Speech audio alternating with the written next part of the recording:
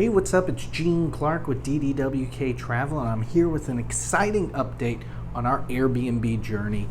Just wanted to give you a little bit of an update because last time we spoke, we told you we were going to be doing it, and then we went down to Orlando and looked at some houses, and the result was the neighborhoods we looked at were not good. Our budget was too low. So I wanted to give you a little bit of an update where we stood now.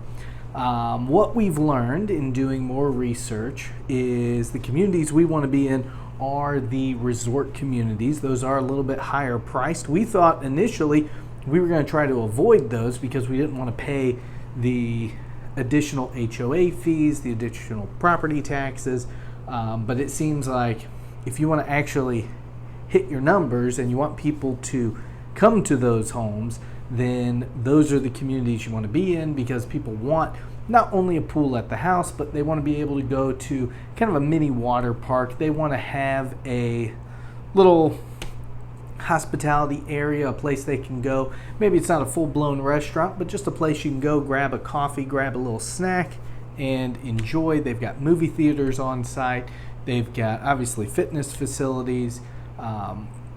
Most of them have a really cool lazy river. They've got volleyball courts. They've got basketball courts.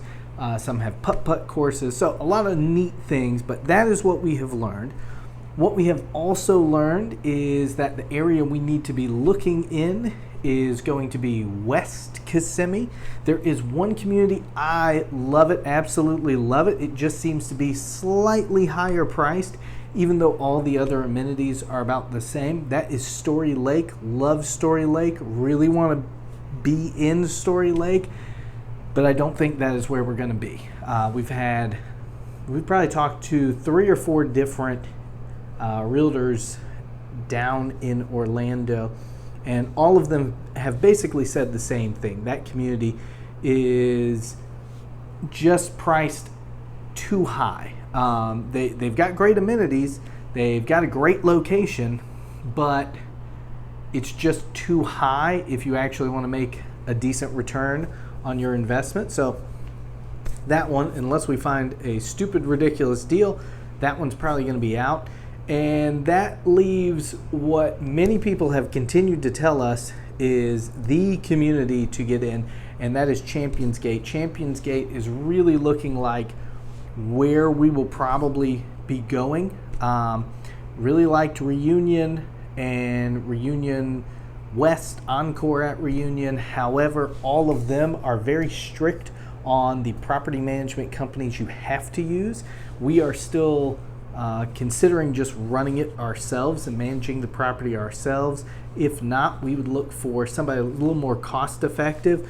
Reunion, Reunion West, Encore at Reunion, those communities all require you to use one of 2 or 3 different property managers, and those property managers charge you 25% of whatever your nightly rate is. So that, again, that's just too high. It's too much money, and we would end up losing money on that deal. The only people making money are the property managers. So looking outside of that, Champions Gate, if you have ever stayed at an Airbnb down in Orlando, you've ever looked into it, you've ever looked into buying a home down there, Champions Gate has probably been on your radar. Also looking at Windsor Hills, Windsor West Side, Windsor Island, Solterra, a number of communities all in that area. But that's basically it. We're hoping to get something 5-6 bedrooms at a minimum, so we can accommodate bigger families, something that not only has a pool but a hot tub as well. I don't know why you'd want a hot tub if you were down in Orlando, but dang it, we want you to have a hot tub. And then of course we want it to be furnished, but we want nice furniture, and we want it to be themed really well. So those are things not quite as important. We'd love to not have to spend money on the furniture, but we are willing to spend that money to make sure it's nice furniture, it's something you're going to enjoy, and we want the theming to be really nice. We want you to go into the home and say, hey, this is an awesome place, not just a regular house, but this is a vacation home.